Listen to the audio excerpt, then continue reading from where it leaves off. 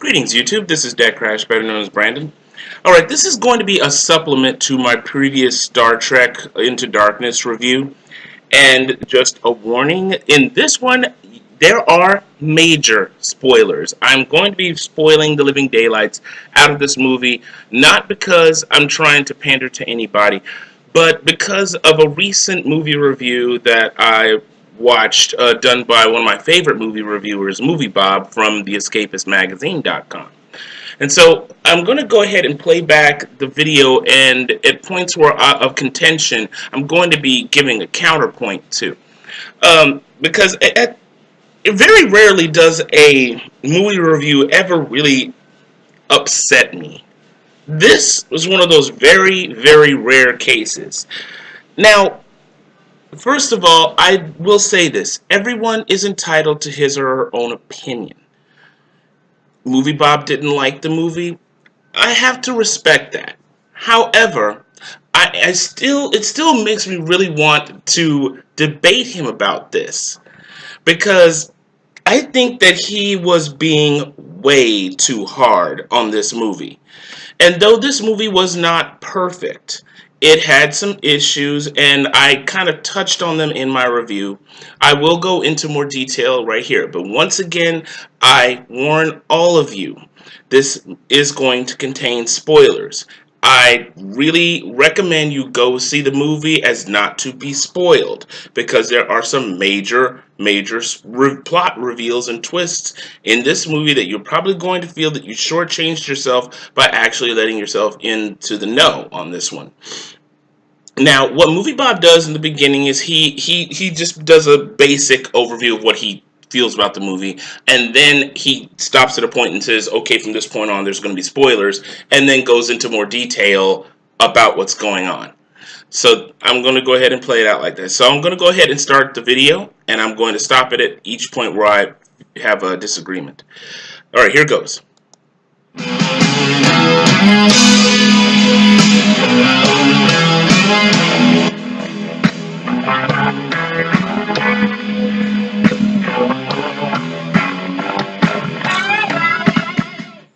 I really want to spoil this movie. I mean, I really, really, really want to spoil this movie, because it's just the ultimate example of using teases about mysterious surprises that aren't mysterious or surprising as a cheesy marketing ploy to make a movie that's not very interesting seem like it might be interesting without having to outright lie to you. And okay, first of all, I think that the big reveal in the movie is not quite as surprising as a lot of people would think, though it was big to me because the guys who made, J.J. Abrams and Fox and everything like that was trying so hard to throw the fans off the scent, even so far as outrightly saying the complete opposite of what was going to happen. So basically they lied to us, but it was just to throw us off, is all. We'll get to that in a moment. And so I think that he's being kind of overly critical in this case, because, yeah, for those who bought into that or didn't even know it all at first or didn't really look that much into the movie, will be surprised of the big reveal. And how many people out there really follow movie news, even if it's a movie they really want to see? Surprisingly, not as many as a lot of people would think. But because every person I would talk to about certain movies, they know next to nothing. They just want to go see the movie because they saw the trailers. So if you're a Star Trek fan and you really just hadn't followed this movie, you are going to be quite surprised by it, though you might be able to tell what it is and when it reaches a certain part. But all that later. Let's move on.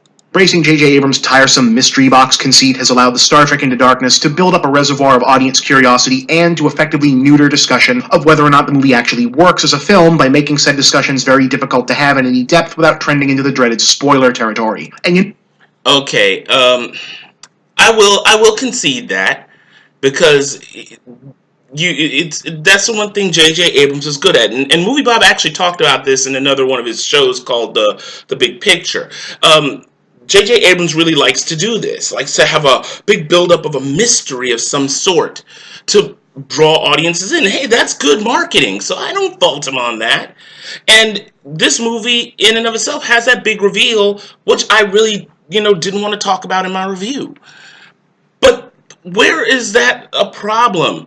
Just because the reveal might not be as big a deal as you think it is, I don't think that it makes the movie a really, a big letdown if it's still a good movie.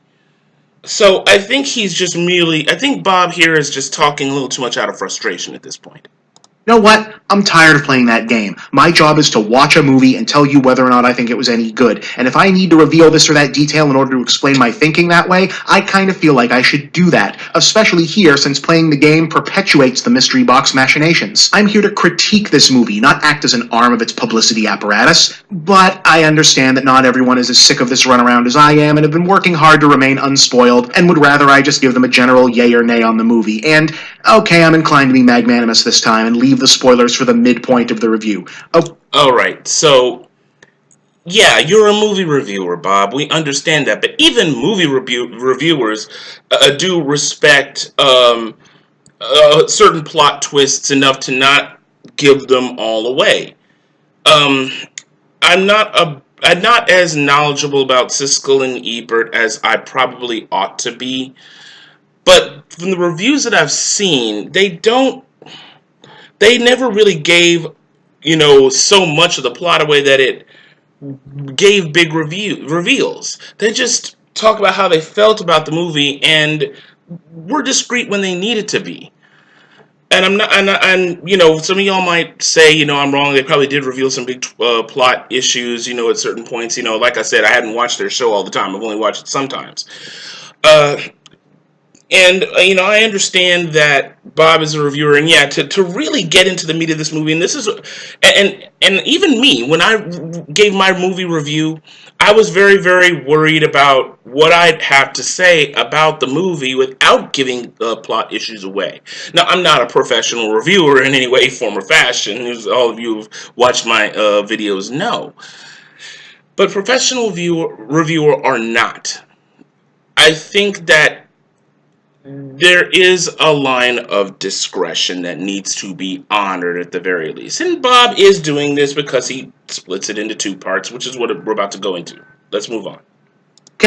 Okay. So, without spoiling for now, the movie isn't good. In fact, I'd say it ultimately comes out pretty bad. Not awful, not terrible by any means, but bad enough in certain respects to make the first movie and the entire pretext of the hypothetically ambitious reboot seem like a fluke. I mean, the first one wasn't great, but it's not bad. It had good action scenes, the cast was a lot of fun, the music was great, and while its screenplay and story were both kind of dumb, at least it held together for the most part, even if reducing Star Trek to just another dumb action franchise still feels sacrilegious. Who would have...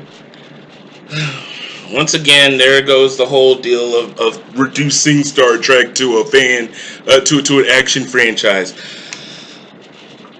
As I said in my previous review, Plinkett kind of explained this, is that Star Trek, as we know it from TV, does not work well in the movies. The theme of the TV series was always out of exploration. In the movie, you have to unfortunately cater to an audience that lacks that kind of attention span. Movies are about escapism. I mean, yes, you can make a movie about discovery, but it's harder to do than to make an action movie that happens to have some discovery in it. And the reason why the good Star Trek movies, the ones that most people consider good, The Wrath of Khan, the Voyage Home, The Undiscovered Country, First Contact. And well, some people don't like Insurrection, some people do. I think the jury's still out on that. But all the ones that are considered good all seem to have an action basis, but still have good, strong plots. And the first rebooted Star Trek movie did have that strong plot, okay, and still was able to mix in some action. Yeah, they did some things that were kind of weird and were contradictory, but it was given a pass because the storyline was still pretty darn good. And this one, I think, has a much better storyline. I think I totally disagree with MovieBob saying the movie just isn't all that good. I thought it was much stronger and much better than the first one. It expanded on a lot more things. I'll get into that whenever he gets into the spoilers. And I know I'm just holding back, but MovieBob's taking a while to get to it too. Moving on.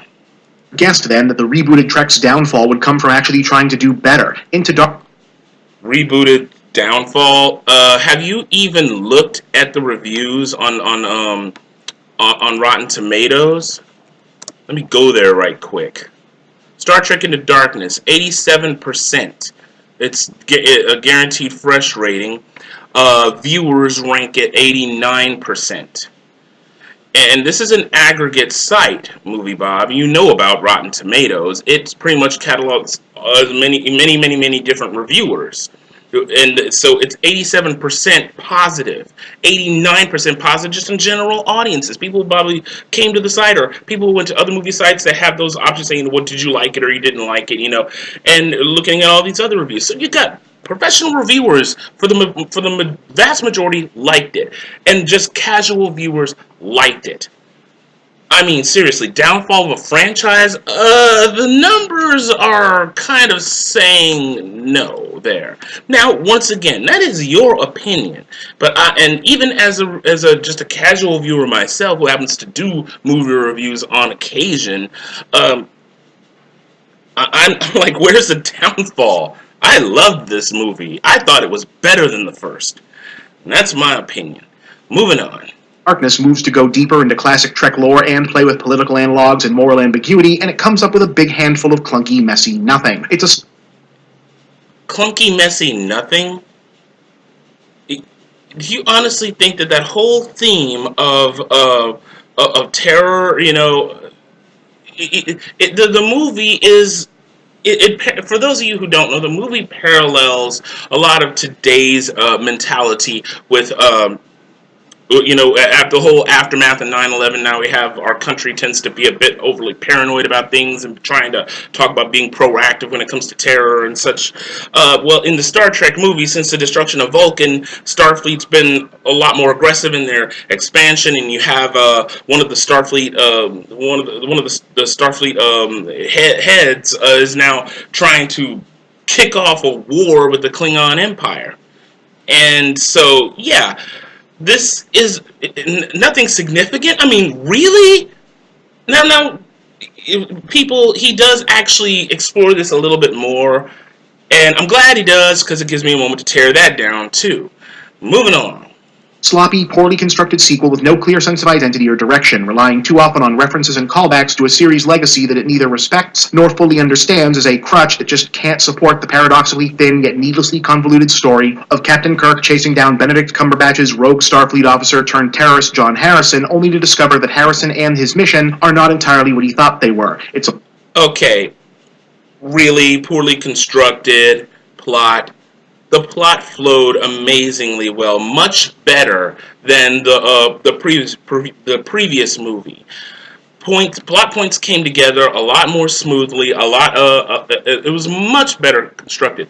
I'm almost certain that the people who make comments down in your comment section are going to hardly disagree with this. As a matter of fact, I skimmed them a little bit before I started doing this video, and they very much disagree with you, Bob. And I'm imagining this is going to be a little bit like that review you did of the new Spider-Man reboot, where your audience jumped down your gullet because you were obviously a fanboy of Spider-Man who was just unleashing fanboy rage, and you tried to justify it by doing a second video which really didn't defend your position very well. Anyway, moving on. A wasted opportunity of a film. I do not recommend it, but if you plan to see it and don't want to know anything else about it, you should stop watching now. Alright, and here he's about to go into the spoiler territory. So people, once more, if you do not want spoilers, any major spoilers, you better stop now. Alright, moving on. I'm not kidding, the spoilers are coming. Turn back now. And here we go. He's actually Khan. Yes, as in Khan Noonien Singh, the leader of a group of genetically engineered super soldiers frozen and lost in space for 300 years and inadvertently reawakened by Kirk and the gang in the original TV show. As in Wrath of Khan. That Khan. The worst kept secret of summer 2013 turns out to be pretty much what everyone assumed it was going to be. Now, what do you mean by everyone? As I once said in the earlier part of my video, how many people keep up with movie news? Some do. A lot do comparatively, but not so much if you're looking at the big picture. I'm an internet nerd, okay? I keep up with movies that I really am interested in because I love science fiction and science fiction and fantasy movies really get my juices flowing, especially if it looks like it's going to be a good movie. I'll be on the lookout for more news about it. I'm a huge Star Wars fan. I mean, Star Wars. Well, I am a Star Wars fan. I mean, Star Trek. I'm a big Star Trek fan. And so, after the success of the first movie, which I eagerly ate up as much information as I possibly could, I even have the prequel comic series to that one. But anyway, as I'm a big Star Trek fan, and after the success of the previous one, I looked up as much information about this movie coming in.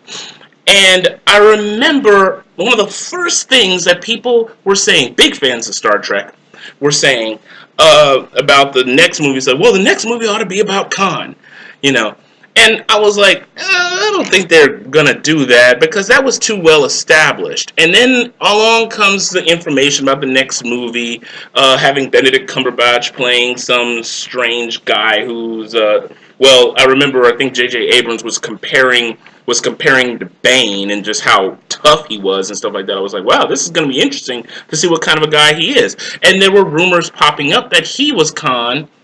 But then all of a sudden, both Fox and J.J. Abrams came up and said right flat out, no, he's not Khan. So they pretty much lied to us because, yeah, the big reveal there, when you have Benedict Cumberbatch's character, Harrison, well, that's what his supposed name is, just pop up and say, I am Khan. I don't care that, J.J. Abrams and Fox tried to throw us off the scent. I suspected it in that part of the movie where he beat the living snot out of a whole platoon of Klingon warriors. And then Kirk starts wailing on him, and he's just standing there taking it, and as if it's just a love tap. I was like, what kind of a guy is this? When he revealed he was Khan, I still squeed. Okay, yes, I do. I man squee, everyone. All right. But I was still like, yes, I knew it, That was exciting for me. Yeah, it's something I suspected, but I still like the surprise. And for those people who don't keep up with movie news and are still Star Trek fans, I think they're still going to be excited. The numbers are obviously, showing that they're still obviously going to be pretty pleasantly surprised about this. Now, with other parts of the movie, maybe not so much. And I think that Bob, your dismay at the other thing that you want to talk about is most certainly deserved, and we'll go into that in a moment. But as for that big reveal, I personally thought it was great. And one of the best things, to happen. And I'll save what I want to say about that, nearer to the end. So let's go ahead and move on. Now, setting aside for a moment that the number one thing that any new Star Trek movie should never, ever do is invite comparisons to Wrath of Khan because it's just not going to work out for you, as it turns out... I think this one worked out fairly well. I don't think the movie was trying to be Wrath of Khan. Okay, for those of you who've seen it, you're probably going to disagree with me on that because of what happens nearer to the end. But I don't think it was trying to take Wrath of Khan's place as top tier. It was more of a nod to it. Probably a bit more of a ham-fisted nod than it needed to be, but a nod nonetheless. I don't think any Trekkie out there is going to think that this movie beats Wrath of Khan as the best Star Trek movie. But I imagine that many of them are going to think it comes pretty darn close. But it's that thing that happens at the end that's probably going to hold it back because, as I said in my previous review, I think it was trying too hard. Moving on. Out this supposed twist is the thing that breaks the movie, and I mean on multiple levels. See, the new angle on Khan is that Peter Weller is playing this overly hawkish Starfleet head that woke him up to build weapons because he's sure that war with the Klingons is going to break out any minute, and he thinks Starfleet needs to get militarized. Oh, and by the way, Movie Bob likes to show flash images of various things that just have to do what he's talking about. And he pops up this cute little picture. Oh yeah, Klingons are orcs now. Just because they wear those helmets. I thought that was a pretty interesting little take on the Klingons. And so, maybe he's got an issue with it. I sure don't. I thought it was pretty awesome looking. And just to see the Klingons in the movie, whereas there was a deleted scene in the first Star Trek, I think that it was giving fans a little bit more what they want. Yes, this movie has a lot of nods to fans, and I think that's not a bad thing at all. A little fan service never hurt anyone as long as it's not overly gratuitous and pointless, and I don't think that was pointless at all. Using the rest of Khan's still-frozen superhuman brothers as bargaining chips, but Khan is retaliated by launching terrorist attacks and is hiding out on the Klingon homeworld, which leads the Enterprise to hunt him down, which is somehow both unwittingly part of the evil Admiral's plan to kickstart that militarism he's way too eager to be right about. Gee, I wonder if the movie is trying to tell me something! Okay, and first of all, somehow part of his plan, Bob, they gave them specialized photon torpedoes to launch at Kronos. The Klingons were, even though it was at an uninhabited part of the planet, the Klingons would almost certainly have known that, and if they were to be able to pick out the debris, would have found the Federation make. Even Kirk and his crew kind of had a huge problem with this whole mission. So, no, it's not somehow. I mean, dude, were you paying any attention to the movie? Oh, yeah, and that last little, gee, I wonder what this is all about. It's a picture of, oh, my God, it's a guy who ran against Obama in the first election. All of a sudden, I'm blanking on his name. I don't know why. I've heard it about 1,000,001 times. But, yeah, they're kind of showing off, your typical Republican, quote-unquote, warmonger. Oh, yeah, real subtle. Well, I'm not going to give the movie points for incredible subtlety. In this case, turning Star Trek into an action movie, yeah, they kind of have sacrificed some subtlety, unfortunately, and I do sympathize with Movie Bob on this, that, yeah, it could have played it a bit more subtle, but I offhand have no idea how they could do that. So I'm not going to sit there and blame them. Moving on. And also somehow part of Khan's needlessly elaborate scheme to get his buddies back. Here's needlessly elaborate scheme. This guy was using his followers as bargaining chips. Another big spoiler, people. They were all in cryostasis, and the guy and Admiral Marcus had them put into the photon torpedoes. Who could have launched those photon torpedoes at Kronos, kicking off a war and simultaneously killing Khan's crew. I mean, that's hardly needlessly elaborate. It had to be elaborate. Khan was trying to get at the whole deal. Khan was trying to get at Admiral Marcus, and Admiral Marcus had covered his bases fairly well. Once again, the Enterprise was another bargaining chip. Not a bargaining chip, Khan was using the Enterprise as a way to try to get at Admiral Marcus.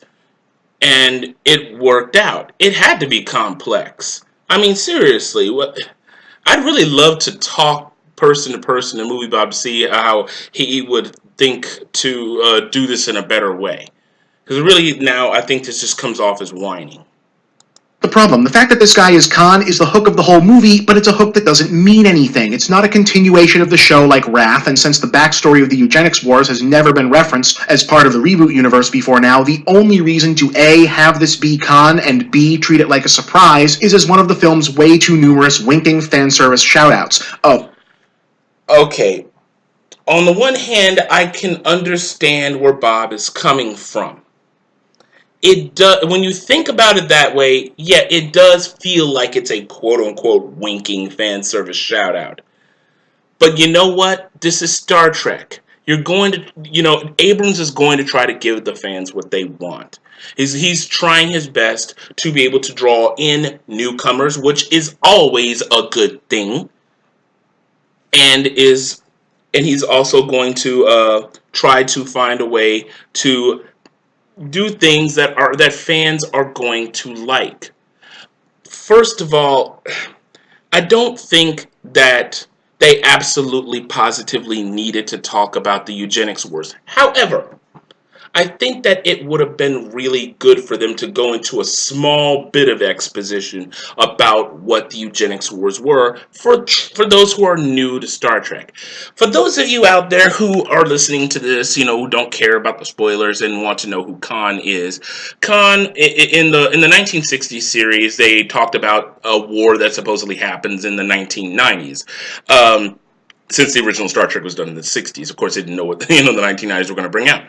It was called the eugenics wars because people had created used genetic engineering to create basically a superior form of human, and surprise, surprise, this superior form of human tried to take over the world. Their leader was was Khan Noonien Singh, who by the end of the war had taken over like most of Asia, but the rest of the world basically fought against them, rounded up him and the rest of his other genetic Superman followers, and but they managed to escape and leave the Earth in a sleeper ship in cryostasis.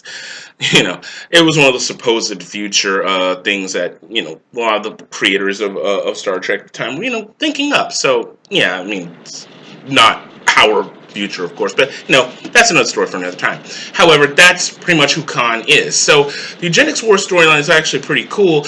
However, we kind of have to muddle around the whole, wait a minute, that didn't happen, because they talk about 300 years ago when they find the pods anyway. They're saying that this cryostasis tube was like 300 years old. So if you do your math, yeah, it does date back to the 1990s. And I think that Abrams was trying to avoid talking about the eugenics wars because that he's also trying to bring in new fans, as I just said, and pulling something like that for a new fan who just thinks for a moment and knows nothing about Star Trek would say, wait a minute, that just dates it back to the 1990s. But that didn't happen in the 1990s. That's why he avoided talking about the eugenics wars. I mean, so no, it wasn't just fan service. You gotta use your noggin here, Bob. I mean, seriously. And I can't believe I just said noggin. There's just no way to not sound nerdy by saying that. Oh well, I'm a nerd. But anyway, I mean, seriously, there is a reason why they didn't go into the deal about the eugenics wars. So yeah, it does feel like that. Yeah, at first glance, it feels like the whole reveal of Benedict Cumberbatch's character being Khan seems important, and then it seems unimportant. So, but it's really, there is a reason for it. Moving on. And because apparently the writers seem to think that doing so gives them cover to redo stuff from Wrath of Khan. No, really, they totally do. Apart from being irritating, this has the effect of wasting a potentially interesting performance from Benedict Cumberbatch. Yet, wasted? Cumberbatch's character was so fascinating, I was hooked to the screen every time he opened his mouth. It was because he just had that awesome deep voice. But, still, uninteresting? I'm not even going to touch that one in 10 for poll. Moving on. Yes, I'm aware he rules on Sherlock and he's not bad here, but Khan isn't a character. He's just a walking reference to another better movie, and it doesn't seem like they even hired Cumberbatch for any particular reason other than that his voice is a lot deeper than his frame would suggest, and that gives him a compelling presence for the now apparently mandatory sequence where it turns out the bad guy wanted to get captured all along. Okay. Basically, Bob is saying that generally he was a completely unnecessary character. Is he not aware of what happened at the very beginning of the movie with the child whose life was saved by his blood, and then how that factored into the end? Also, take into account the whole thing I just said about Starfleet being a bit paranoid about the destruction of Vulcan. Okay. I wanted to save this for the end of the video, but I think I need to go into this here because very slim chance that Movie Bob sees this critique. I was on, I think, Ain't It Cool News. This is another movie site I tend to frequent. The reviewer talked about the butterfly effect. Now, for those of you who don't know what the butterfly effect is, it's based on an old adage. If a butterfly flaps its wings in China, does it cause a tornado in Kansas? Basically, it's to say that, everything that we do has ripples. It has an effect on things in a very broad way. So, if we were to go back in time and change even the tiniest of things, it might cause a much greater change further down the road. And that is the crux of the new Star Trek franchise here.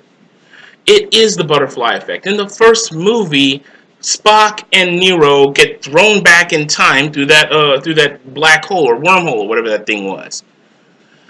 So they get thrown back in time to before Kirk was even captain of the Enterprise. Their presence already in that universe caused massive ripples, and then Nero went up and destroyed Vulcan, which caused even more massive ripples. Chief among which is Starfleet taking a much more proactive and paranoid stance against potential threats. In the original series, it was during the Enterprise's 5-year mission that they found Khan's ship, the Botany Bay. But in this one, somewhere along the line, because of Starfleet's aggressive expansion into other territories, into other parts of space, someone found the Botany Bay before Kirk and set off events involving Khan that are different from the events in Space Seed and in The Wrath of Khan. Now, with that in mind, we shouldn't even compare this movie to The Wrath of Khan, because in this movie, The Wrath of Khan doesn't even matter. Now, as Star Trek fans, yeah, because we're just judging one movie against another, I don't think it's fair to judge it against The Wrath of Khan. But what I'm trying to, and that's another story for another time, what I'm trying to say is this. This movie is I think this movie franchise is going to take things that we know about Star Trek and turn them on their ear because of this butterfly effect. Because this is a completely new universe. Look at the Enterprise itself. The design for the Enterprise makes it even bigger than the Enterprise E from the Next Generation. And so that is already an immense difference. Now, yeah, you could chalk it up just to the designers not really having a good sense of how big the original Constitution-class Starship Enterprise was. But I also can chalk that up to the butterfly effect. So in this series of movies right now, we're having things put in, but being changed in very significant ways, and I think that is very significant, and that makes Khan's presence very significant, especially in that scene where Spock communicates with the original Spock, who's on New Vulcan, and Spock has to tell him about Khan. So, I just don't know what to say about MovieBob saying that this character is insignificant. Good grief, man. I think you're just spewing fanboy rage now. Moving on. Because we haven't done that bit enough already. And that little picture right there, he was talking about the villain lets himself get captured, and he shows all those scenes in other movies where the villain, like the Joker and Loki and so on, let themselves get captured. So what? So it was all part of his plan. Yes, I know that can be a slightly overdone trope, but it works in this movie. So, really, you're just being jaded now. Moving on. Instead, he's a calculating villain, or a raging psychopath, or a sympathetic anti-hero, or whatever each new scene requires him to be, because he's not a character. He's a plot twist, a cheap slice of fan service, and a license for a retread of the ending to Wrath of Khan. No. Okay, hold on. No, he is a villain. You never once see him as a sympathetic anti-hero.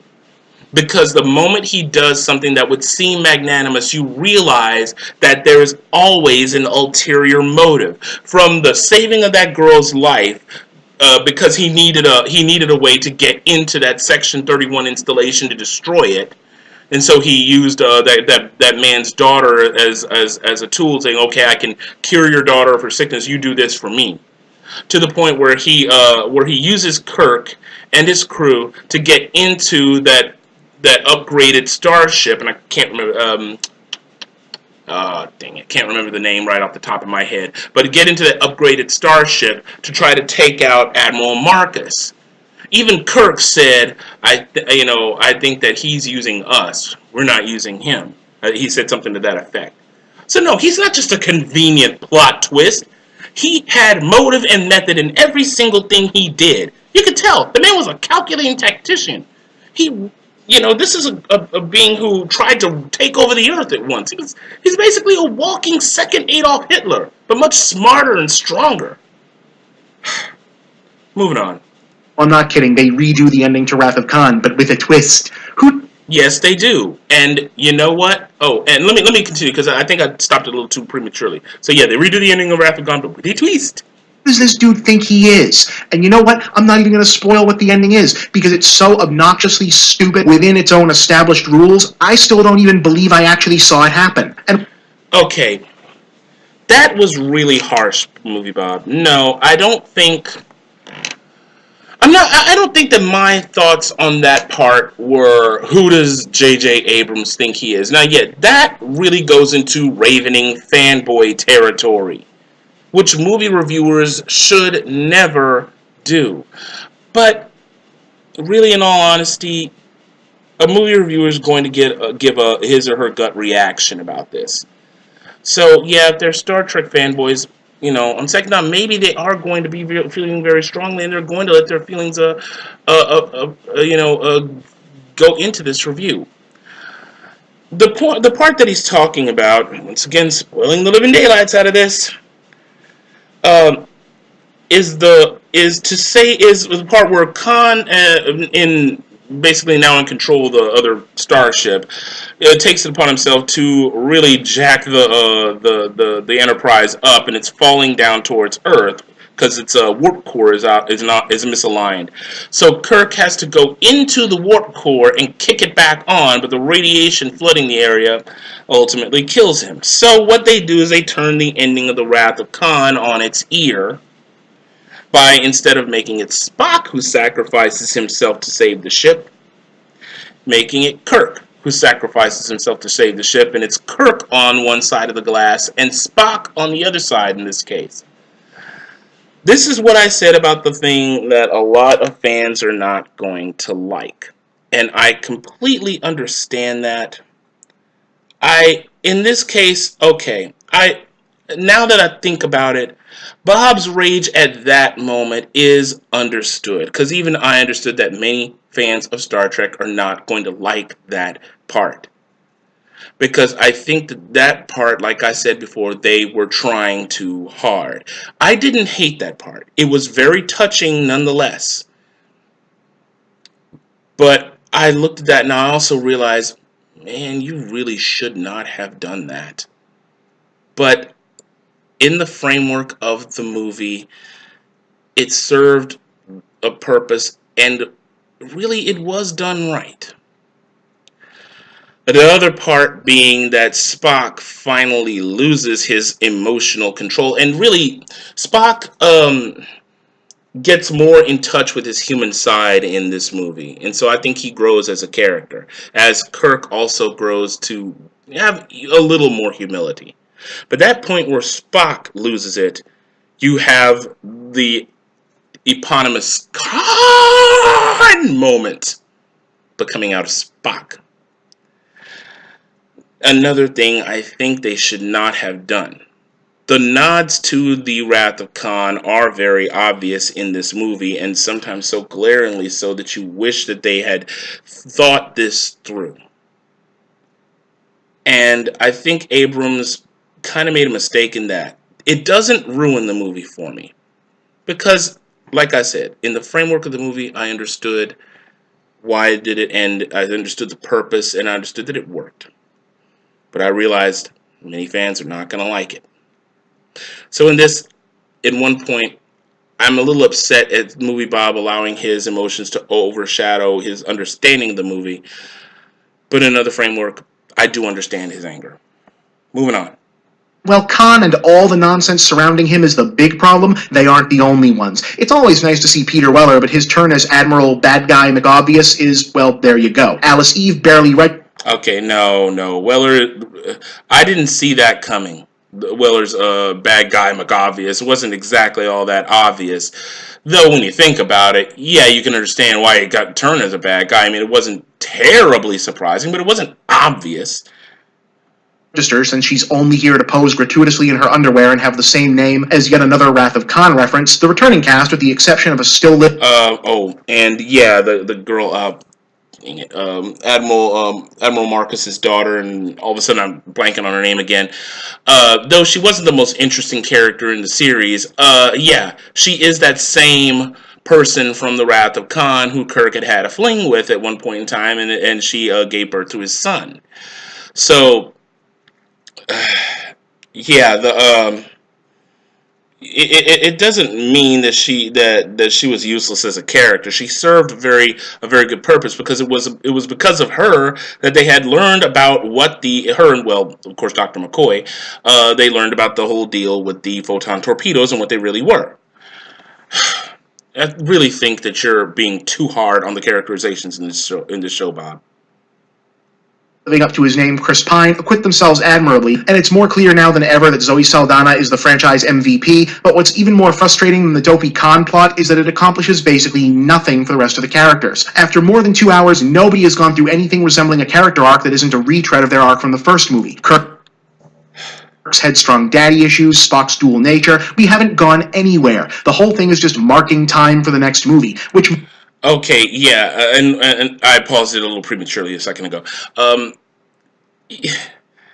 Really, you didn't see that one of the chief things that Christopher Pike told Kirk was that you need to learn humility. And at the end of the day, yeah, he did learn humility. So it's not just a retread. You know, in the first movie, Kirk had to learn to get along with Spock. In the second movie, he's trying to, learn that sometimes being cocky, you shouldn't be quite so cocky. Spock having issues with Uhura in his relationship, learning how to mend fences with her. And Uhura learned to understand Spock a little bit better as a person, and Spock also getting in touch. It was also Spock getting in touch with his human side a little bit more. There was development of characters. What are you talking about? Moving on. Might be forgivable if there was something going on in the middle other than some admittedly well-presented action scenes and Michael Giacchino's genuinely excellent score. Even for someone like me who was kind of mixed on the first movie, Star Trek Into Darkness is a big step backwards and a huge letdown. It's funny. A lot, and I mean a lot, of the problems in the suddenly much better looking in comparison reboot could be laid at the feet of Abrams and his writers simply not getting Star Trek, but it turns out watching them pretend to get it is much, much worse. I think that J.J. Abrams understands Star Trek a lot better than you think. Once again, as I said before in this review and in this critique and in my other reviews, Star Trek, to translate well into a movie, needs to be heavier on the action and not on the exploration. There was science fiction for days. There was still introduction of other species and other planets. They were able to put all this into the context of the show and still have it all work very well.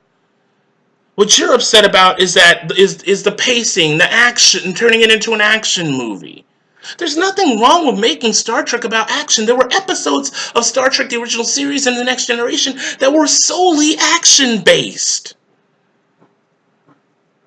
This was about discovery as well. They discovered a remnant of Earth's past, one best left forgotten, but discovery nonetheless. And I understood these things. J.J. Abrams wasn't just, Yeah, well, okay, you could throw things in with Star Trek because there's so much in the Star Trek universe that you can throw in and not necessarily have to give a complete reference to. And still people will recognize it as part, especially long term fans will recognize it as part and parcel of the Star Trek universe. Yes, some fanboys like you, Bob, are gonna think, oh look, they're just saying, oh look at this, look, we got a Tribble here, look at Star Trek. You know, I didn't see it as that. McCoy, in that scene, McCoy needed a test subject. Tribbles multiply like worse than rats. So what better animal to use as a test subject animal? They're completely disposable creatures. Anyone who's seen the episode Trouble with Tribbles will know that.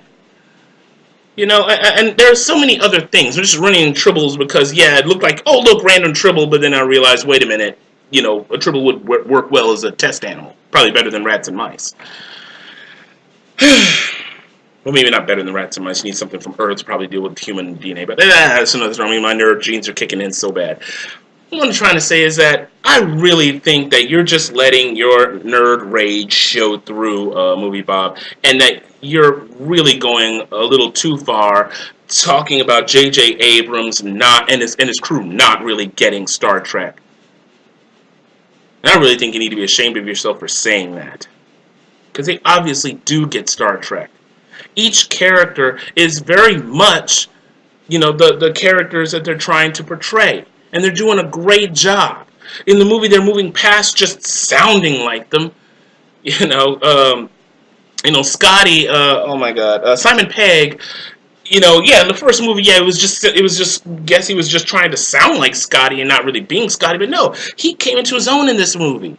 Anton Yelchin still is kind of being shortchanged, but then again, I hate saying this, Chekhov was always kind of the whipping boy of the Enterprise. I hate saying that, I really do, because I did like Chekhov. Uhura is even a stronger portrayal of the character than even Nichelle Nichols played, and I have the utmost respect for Nichelle Nichols. Oh my God, who played McCoy?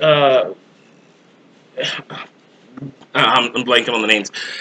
But DeForest Kelley would have been proud of him. And oh my God, Zachary Quinto as Spock. It's like he's Leonard Nimoy is still alive. It's like he's channeling Leonard Nimoy. Okay, and Chris Pine does a great job as Kirk. He's not trying to be William Shatner, and he doesn't need to be. Because Kirk's character in the series, and I'm probably going to get a lot of flack for this, I found him a little bit one-dimensional in many ways. Well, not one-dimensional, maybe two-dimensional in many ways. And that's just me. I'm not as big a fan of the original series as I am of The Next Generation, because I grew up watching The Next Generation. But I think Chris Pine plays a better Kirk than William Shatner. Okay? Bring on the fan hate, my body is ready. But all in all, just know that you got it all wrong, Movie Bob. I think that J.J. Abrams really does know what Star Trek is all about. Moving on. Anything worse than lame, pandering fan service is a bad imitation of lame, pandering fan service. See you next time. Lame, pandering fan service. Oh my God. You have little faith. I hardly saw this as lame, pandering fan service. Yes, it had fan service. It can't help but have fan service. You're remaking Star Trek for a new generation. It's going to have nods to the original. It needs to have nods to the original. But it's not, that movie was hardly lame. 85 or 87, what was it again? 87% fresh on Rotten Tomatoes shows that more people thought it was not fan service, but rather it was a genuinely good movie that stands up on its own two legs. And the only thing negative I had to say about the movie is that I think they should not have used that reference near to the end and turned it on its ear. It works in one sense, but is also just a bit too much. Anyway, people, that's it for the review. like I said, I really just had it. It bugged me so bad, MovieBob's review of this, because I actually thought he would genuinely like this, and I was just shocked that he hated it. And then he gave a review that to me was just as much of a blind fanboy rage as his Spider-Man review. And I never even went to go see Spider-Man, the new Spider-Man. I protested it just in the fact that I think they should have given Sam Raimi another chance. But that's another story for another time. But I know the fans of the movie tore into him like a pork chop. And to the point, like I said, he had to make a second review justifying what he said in the first. And I still think he failed to do that. Now here's wondering if he's going to have to sit there and cover his expansive behind on this one. Now, I hate to give... I'm not trying to give you all the wrong idea about MovieBob. I actually love MovieBob's reviews. And even when he doesn't like a movie, it doesn't... I'm willing to give him the benefit of the doubt. I just felt that in this case, he was not justifying his dislike of the movie in a way that really what was a very rational. I think that this review came off as a fanboy rant rather than really sitting down and thinking about the movie. And like I said, I'd love to talk to him, myself about this. That would be really cool. I would not sit there and try to belittle him. And I'm sorry, those of you who also like MovieBob, I'm sorry if this comes off as belittling him. He's a great movie reviewer. I highly recommend you watch his reviews. He's very thoughtful, very entertaining. I'm going to leave a link down in the doobly-doo both to this review and just to his general reviews page, just for all of you to check it out. So, now that I've spoiled the living daylights out of this movie, I still hope you'll be able to go and watch it. Maybe this will get you more into wanting to see it for yourselves. At least I hope. So, that's it for me, everybody, and just, agree, disagree, comment, rate, subscribe, keep it civil as always. In this case, yes, I know I'm probably going to see a whole bunch of Star Wars fanboys coming out the woodwork trying to make me look like a fool. Trolls will be destroyed. Utterly. The violation of one of the laws of conservation of matter, matter will be destroyed. Anyway, guys, so that's it for me. And as always, guys, this is DecKrash, better known as Brandon. Stay lucky and stay blessed. Take care.